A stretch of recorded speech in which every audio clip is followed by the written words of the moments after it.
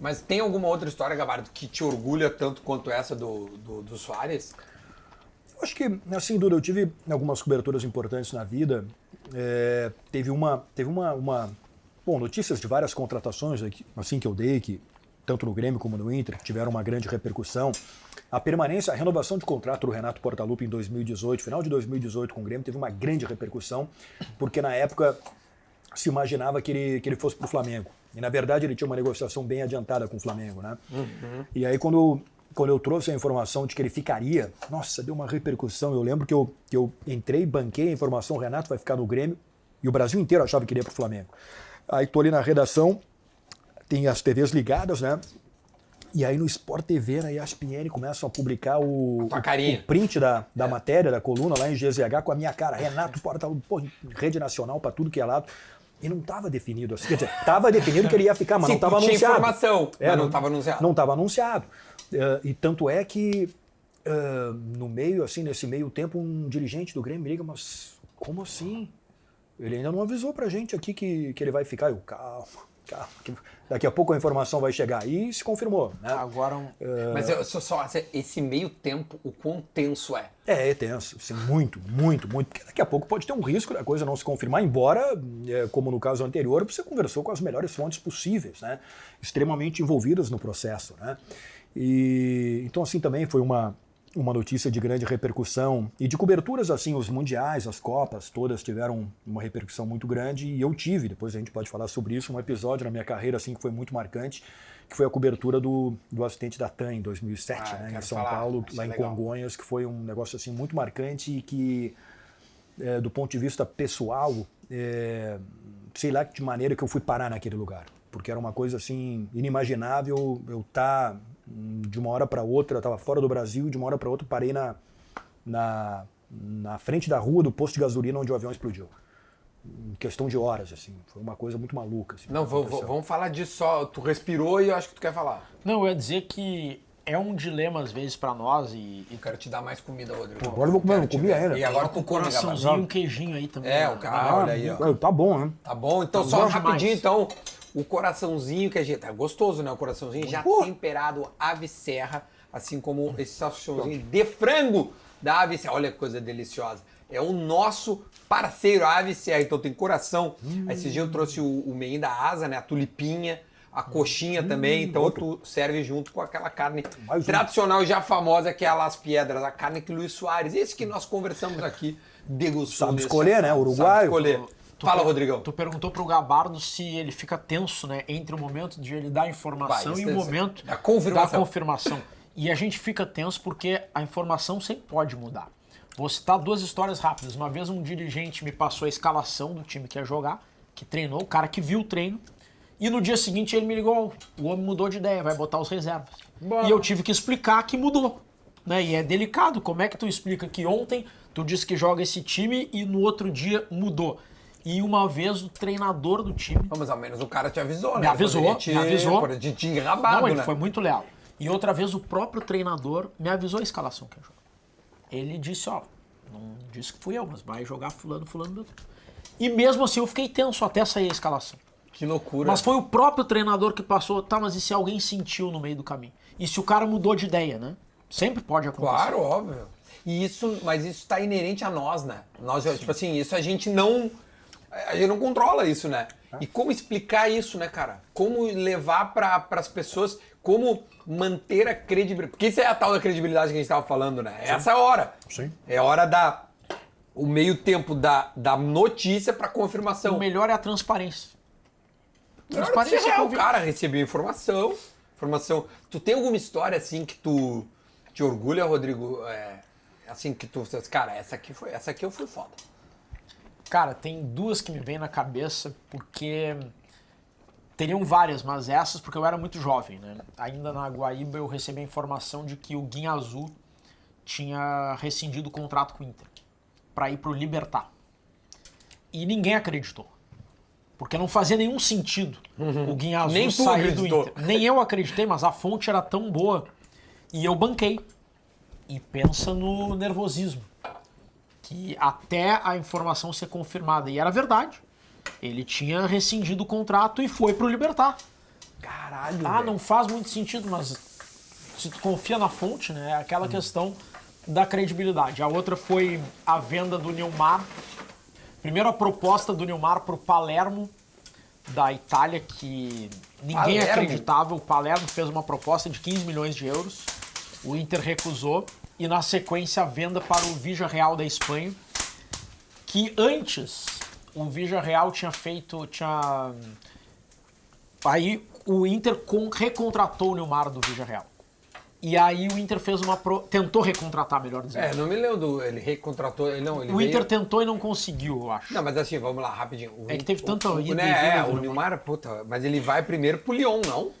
Primeira saída dele? Isso. Nessa época eu não trabalhava ainda. Tá, então o Nilmar vai ao Lyon. Foi em 2004, ele foi pro Lyon. Tá, daí o Lyon... Aí ele volta pro Corinthians. Pro Corinthians, e do Corinthians campeão de 2005, aquele time lá com o Tevez, dupla espetacular. Aí ele vai pro Vila Real. Em 2007 ele vai pro Inter. E aí do Inter ele vai pro Vila Real em 2000. O Al Jazeera, não tem um Al Jazeera da vida? Ele jogou no Qatar.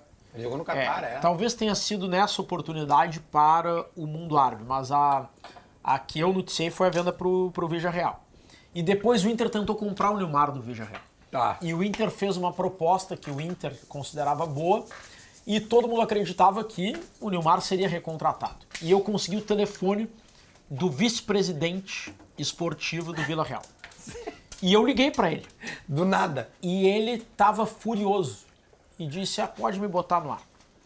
E aí ele falou assim... E eu acreditando que ele ia confirmar a negociação, né? Nilmar é do Inter. E ele falou assim, la propuesta es vergonzosa. La propuesta de Inter es ofensiva a Villarreal. Aí, então, mas por que é ofensiva? No puede comprar uma Ferrari com 2 pesetas. Uma Ferrari vale uma Ferrari. E ali foi uma entrevista que repercutiu demais, porque por ser uma entrevista difícil e relevante, o dirigente do Villarreal, e segundo, pela declaração impactante que mudava todo o rumo da apuração naquele momento. Maravilhoso, velho. São as primeiras, as que mais me veem na cabeça, né? Quando tu e como é que foi essa história que vocês foram parar em Brasília fazendo uma reportagem?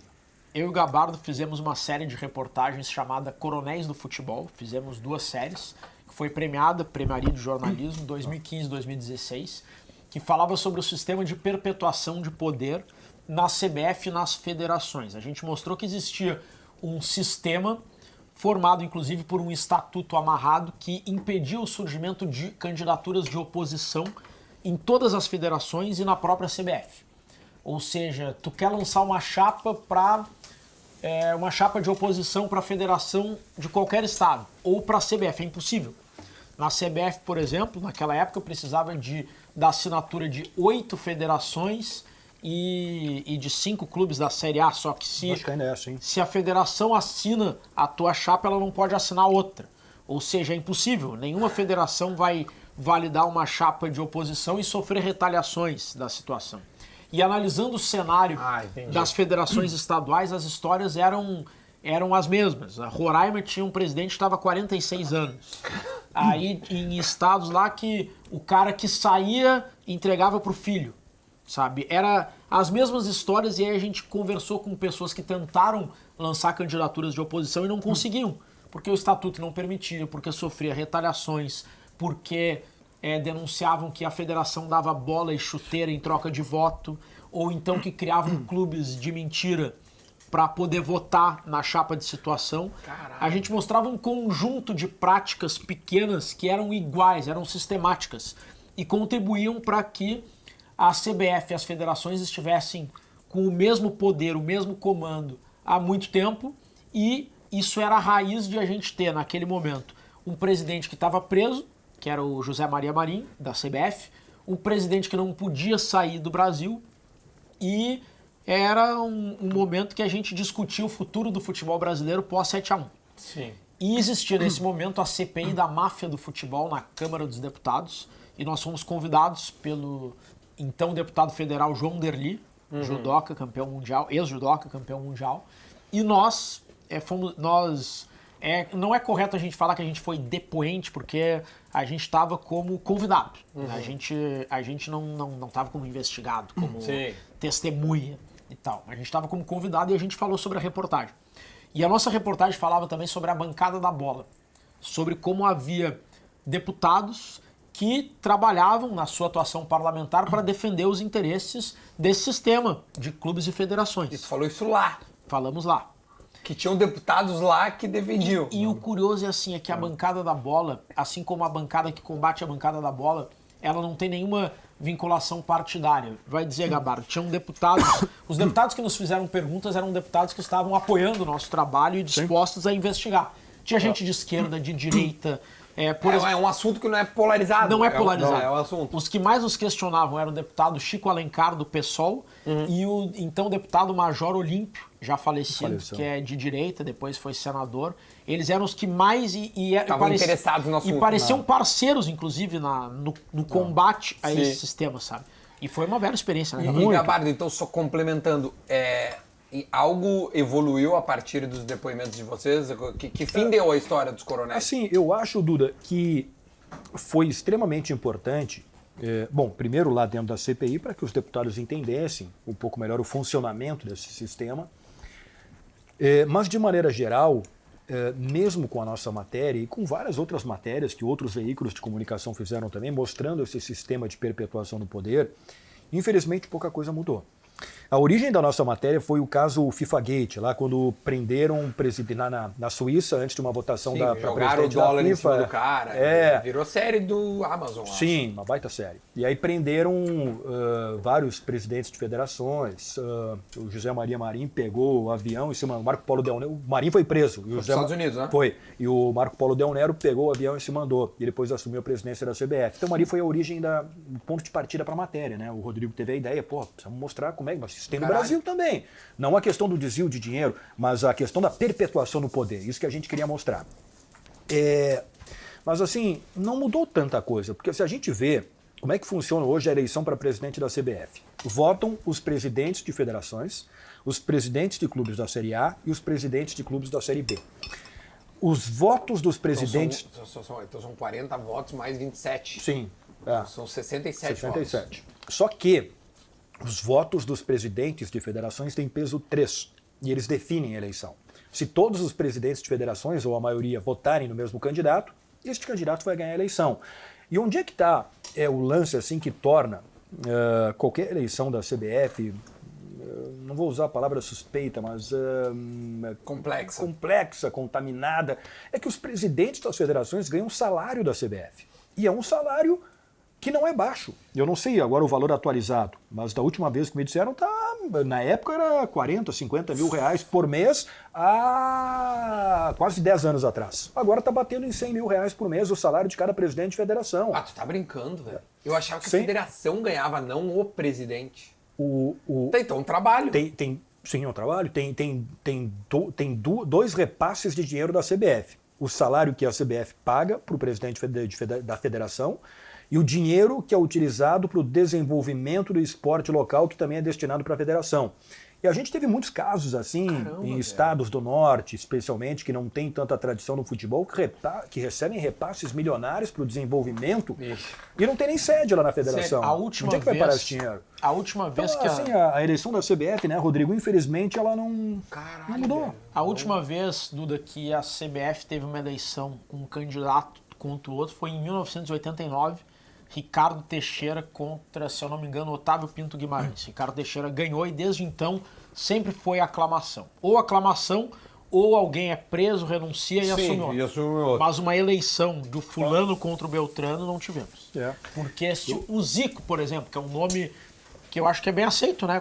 Se ele quiser lançar a candidatura, não vai conseguir. Não vai conseguir, não é que ele não vai conseguir ganhar, ele não vai conseguir ser candidato. Pode pegar qualquer jogador, Romário, ninguém consegue. Não consegue vencer o sistema. Não consegue. Por isso o sistema é feito para acontecer isso. O título da matéria era muito apropriado, né? Coronéis do futebol. É isso que a gente tem no Brasil.